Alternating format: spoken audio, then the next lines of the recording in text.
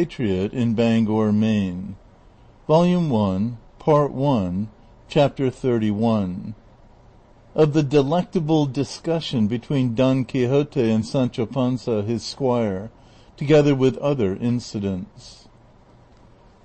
All that is not unsatisfactory to me, said Don Quixote. Go on. Thou didst reach her, and what was that Queen of Beauty doing? Surely thou didst find her stringing pearls, or embroidering some device in gold thread for this her enslaved knight.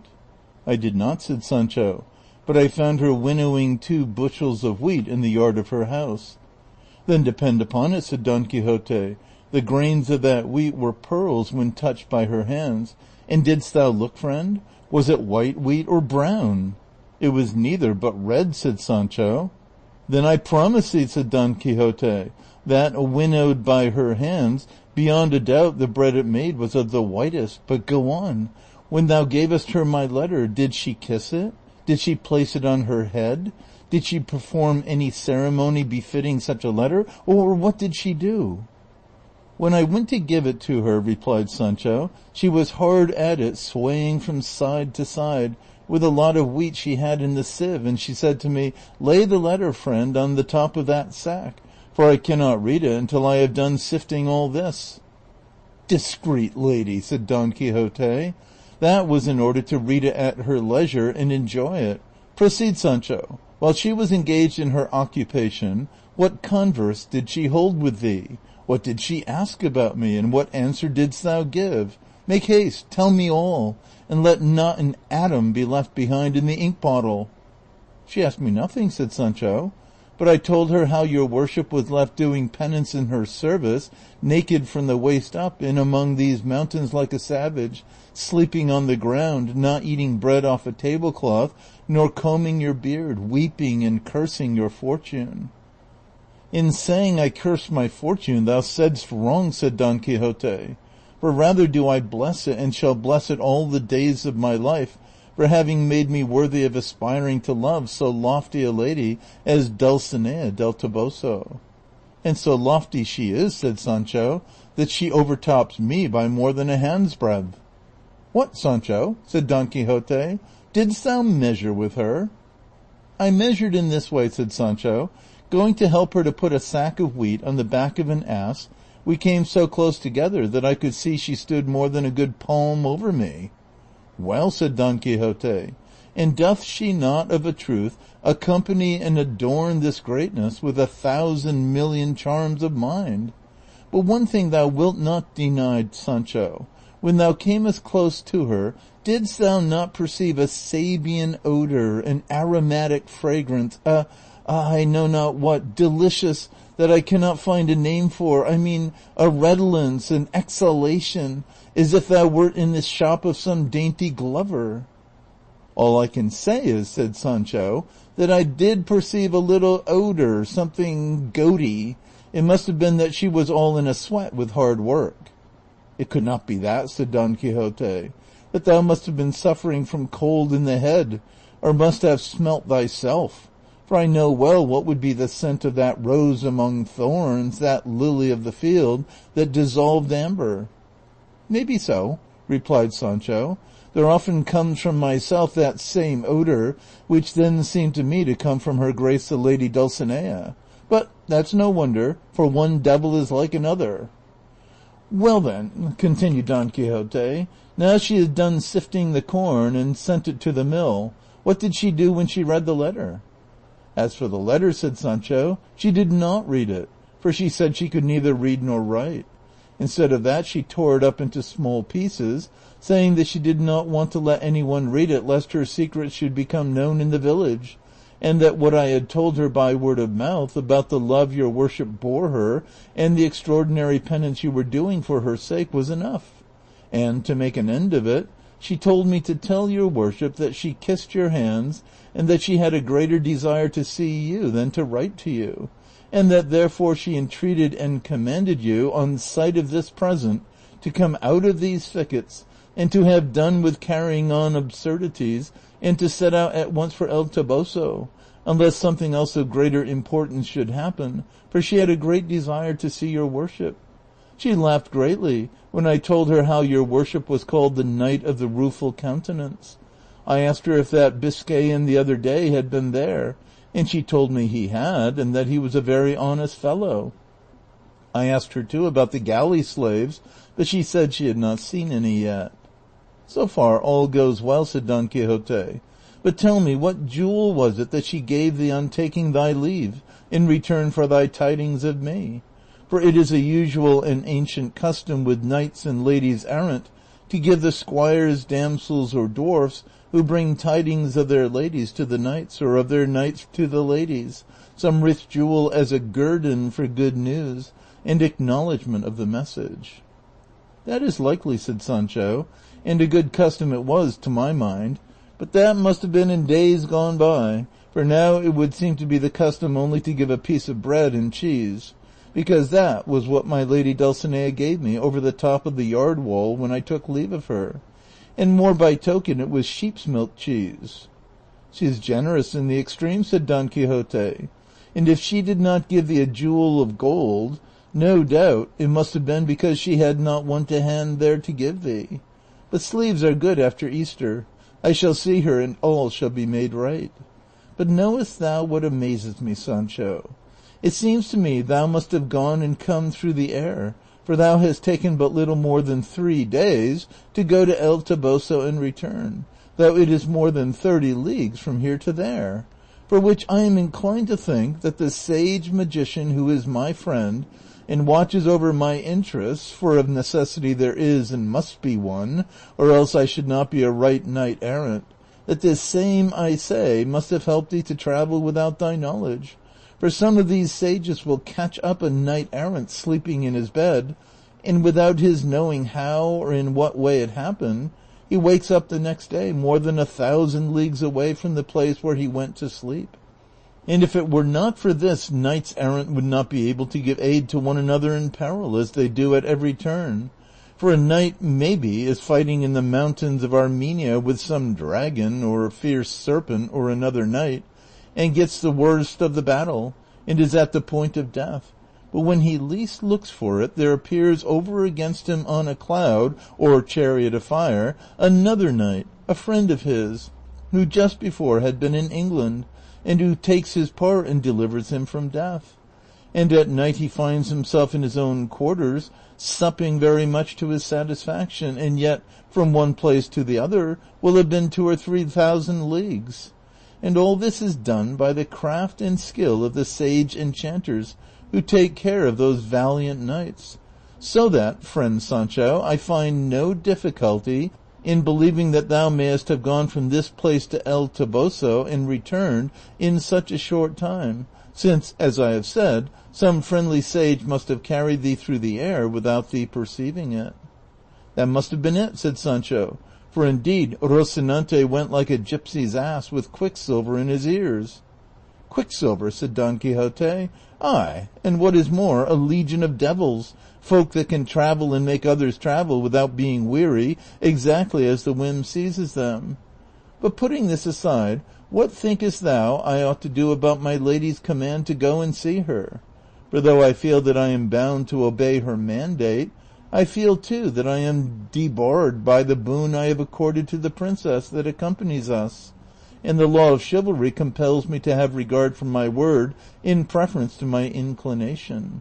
On the one hand, the desire to see my lady pursues and harasses me, on the other my solemn promise and the glory I shall win in this enterprise urge and call me. But what I think I shall do is to travel with all speed and reach quickly the place where this giant is, and on my arrival I shall cut off his head and establish the princess peacefully in her realm, and forthwith I shall return to behold the light that lightens my senses, to whom I shall make such excuses that she will be led to approve of my delay, for she will see that it entirely tends to increase her glory and fame, for all that I have won, am winning, or shall win by arms in this life, comes to me of the favor she extends to me, and because I am hers. Ah, what a sad state your worship's brains are in, said Sancho.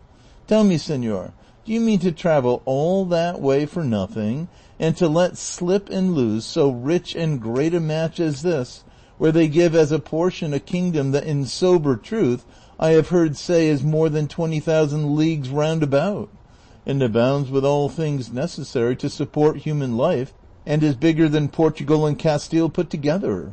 Peace, for the love of God. Blush for what you have said, and take my advice, and forgive me, and marry at once in the first village where there is a curate. If not, here is our licentiate who will do the business beautifully. Remember, I am old enough to give advice, and this I am giving comes pat to the purpose, for a sparrow in the hand is better than a vulture on the wing, and he who has the good to his hand and chooses the bad, that the good he complains of may not come to him.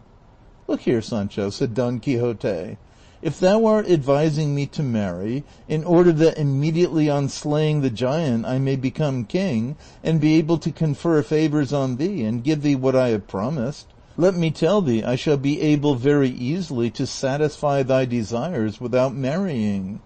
For before going into battle I will make it a stipulation that if I come out of it victorious, even if I do not marry, they shall give me a portion of the kingdom, that I may bestow it upon whomsoever I choose.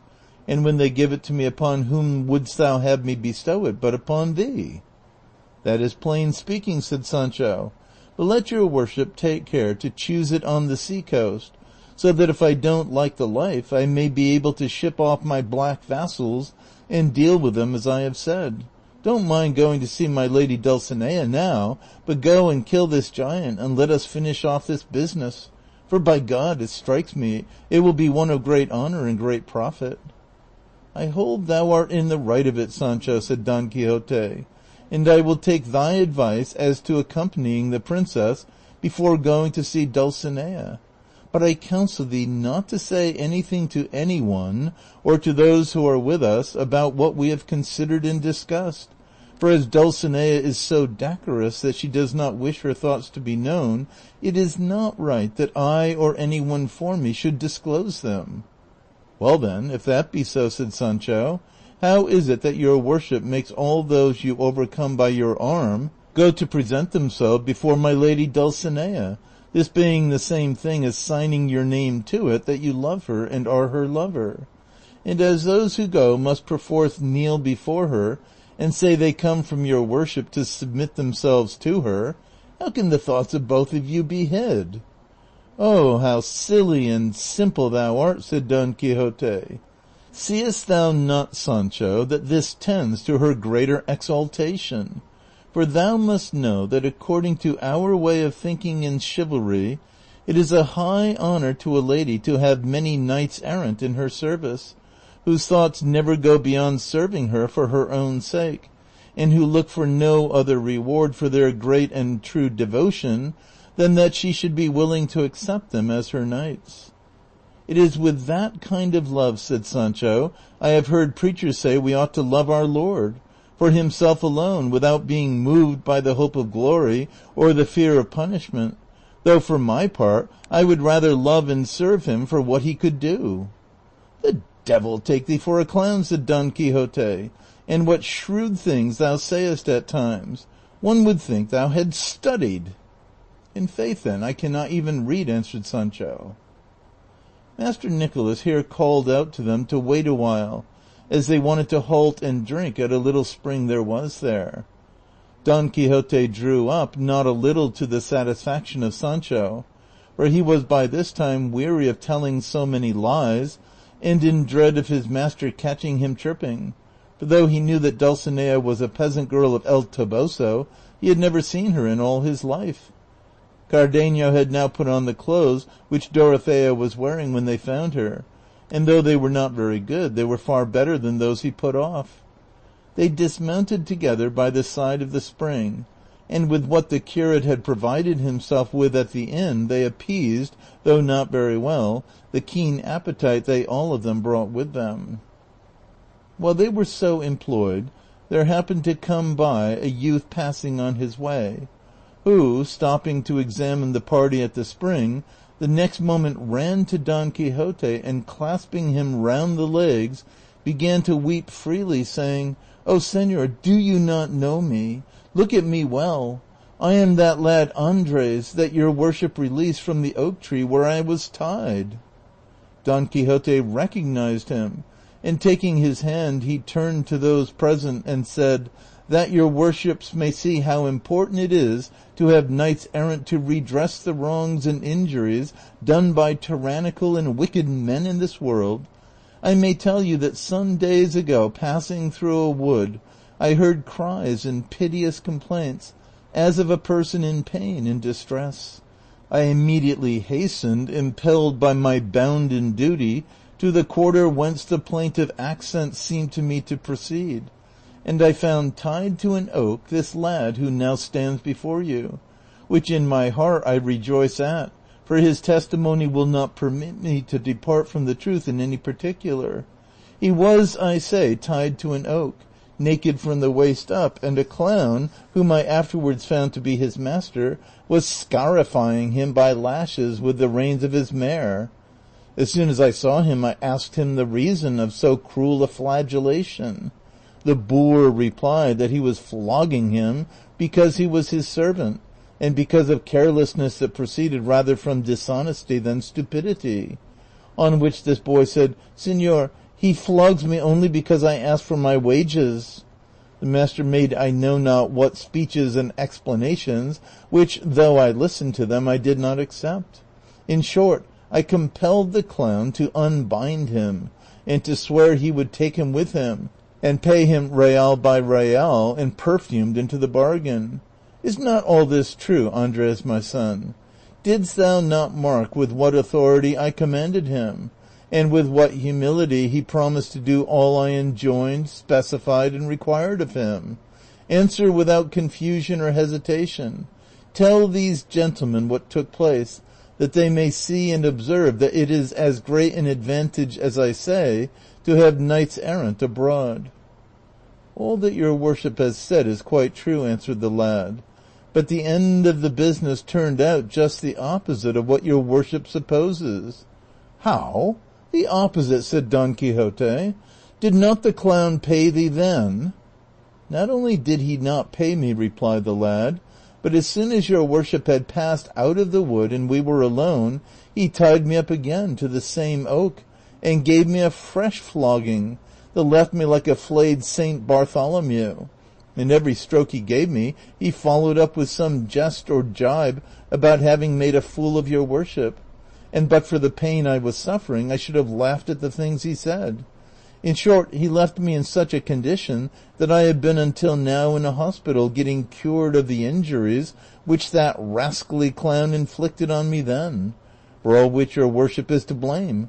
For if you had gone your own way and not come where there was no call for you, nor meddled in other people's affairs, my master would have been content with giving me 1 or 2 dozen lashes, and would have then loosed me and paid me what he owed me. But when your worship abused him so out of measure, and gave him so many hard words, his anger was kindled. And as he could not revenge himself on you, as soon as he saw you had left him, the storm burst upon me in such a way that I feel as if I should never be a man again as long as I live." "The mischief," said Don Quixote, "lay in my going away, for I should not have gone until I had seen thee paid, because I ought to have known well by long experience that there is no clown who will keep his word if he finds it will not suit him to keep it. But thou rememberest, Andres, that I swore if he did not pay thee, I would go and seek him, and find him though he were to hide himself in the whale's belly." "That is true," said Andres, "but it was of no use." "Thou shalt see now whether it is of use or not," said Don Quixote. And so saying, he got up hastily and bade Sancho bridle Rocinante, who was browsing while they were eating. Dorothea asked him what he meant to do. He replied that he meant to go in search of this clown and chastise him for such iniquitous conduct, and see Andres paid to the last maravedi, despite and in the teeth of all the clowns in the world. To which she replied that he must remember that in accordance with his promise he could not engage in any enterprise until he had brought hers to a conclusion. and that, as he knew this better than anyone, he should restrain his ardor until his return from her kingdom.